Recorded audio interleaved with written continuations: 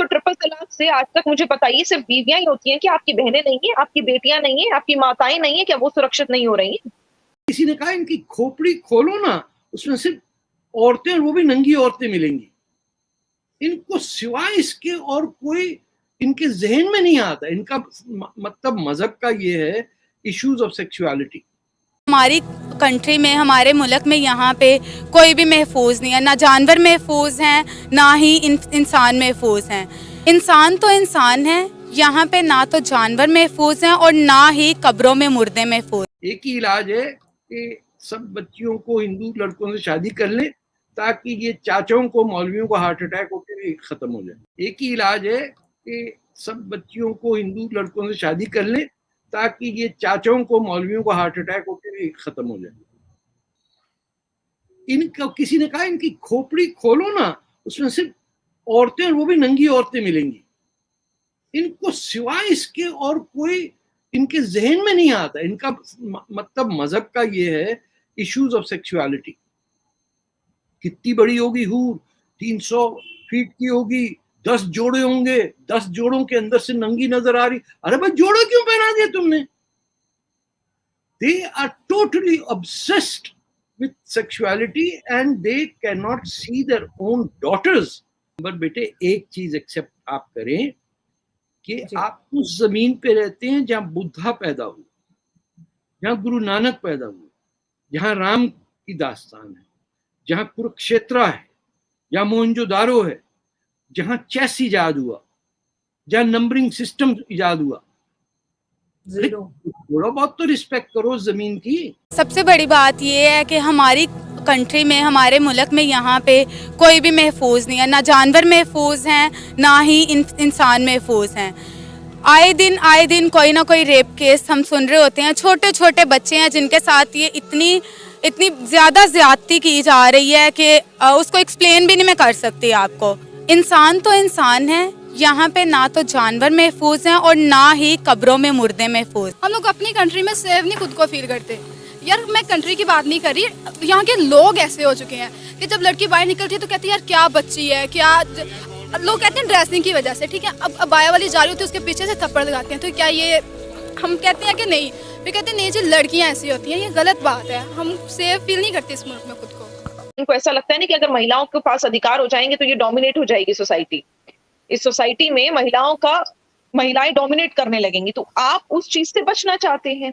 पुरुषों के दिमाग में आपने ये छोड़ दिया है कि अगर निगहत अब्बास और अंबर ज़ैदी पढ़ लेंगी तो ये आदमियों को डोमिनेट करेंगी, या कोई और बीबी पढ़ लेगी तो वो आदमियों को डोमिनेट करेगी। और आपको अगर डोमिनेट नहीं होना ना तो इनको पढ़ाई लिखाई से बचाइए, तो इस कानून से बचाइए, तो इससे बचाइए, तो उससे बचाइए। लॉजिकली देखो ना, आप लॉजिकली अगर बात करो तो ट्रिपल तलाक से आज तक मुझे बताइए सिर्फ बीवियां ही होती हैं कि आपकी बहनें नहीं है, आपकी बेटियां नहीं है, आपकी माताएं नहीं है, क्या वो सुरक्षित नहीं हो रही हैं?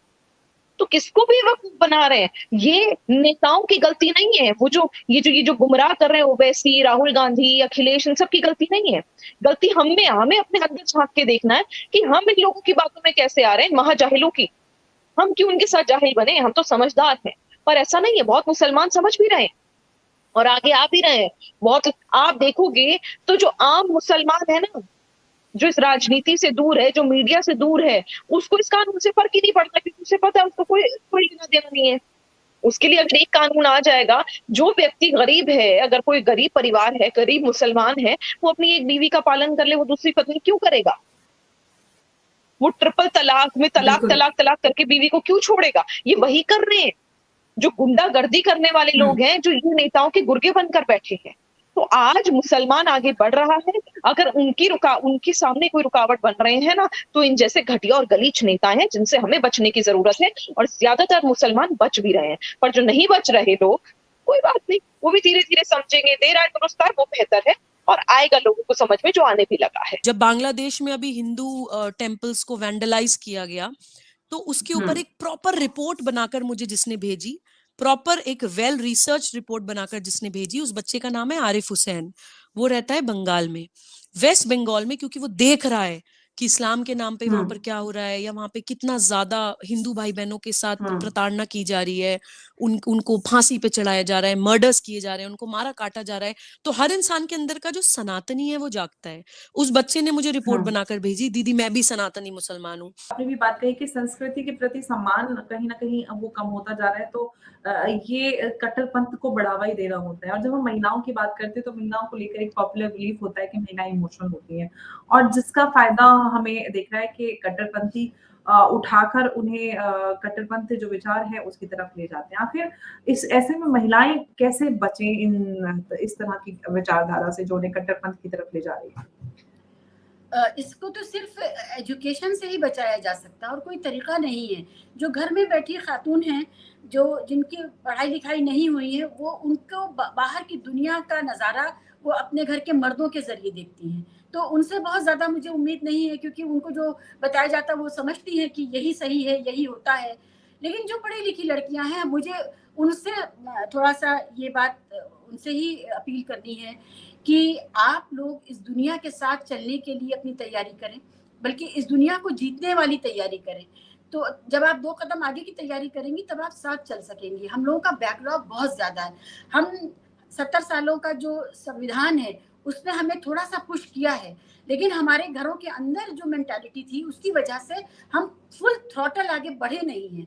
हम सब लोगों को इस वक़्त अपॉर्च्युनिटीज़ जो पढ़ाई की, जो रोज़गार की, एम्पावरमेंट की, स्किल डेवलपमेंट की, उसको सीज करना है, उसको ग्रिप में लेना है, बजाय इसके कि हम आइडेंटिटी की पॉलिटिक्स में जाएं और आइडेंटिटी की पॉलिटिक्स में अपना सेशन बर्बाद कर दें। हम अपने ये तय कर दें कि हमें सऊदी अरब स्टाइल का अगर हमें दिखने नहीं दिया जाएगा तो हमारा कोई वजूद नहीं है। ऐसा बिल्कुल ना करें, क्योंकि ये बहुत अहम साल हैं आपकी ज़िंदगी के। और लड़कियों को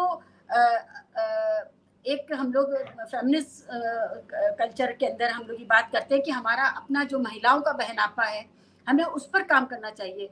और ये इसलिए भी अहम है कि जो मर्दों की दुनिया की जो तुर्शी है, जो सख्ती है, अगर घर में महिलाएं उसको नरमी में बदलें और गुड सेंस पर बात करें कि नहीं, कोई दुश्मन नहीं होता बेवजह, किसी से बेवजह सिर्फ इसलिए कि वो किसी खास धर्म या जाति का है इसलिए वो हमारा दुश्मन है। इस पर वो अपने नौजवानों को भी समझाएं और एक मरहम और ठंडा फाया रखें, तो बेहतर किरदार अदा कर सकेंगी। ये काम माओं को, बहनों को, बड़ी बहनों को और भाभियों को और सबको ये काम अपने ऊपर लेना पड़ेगा।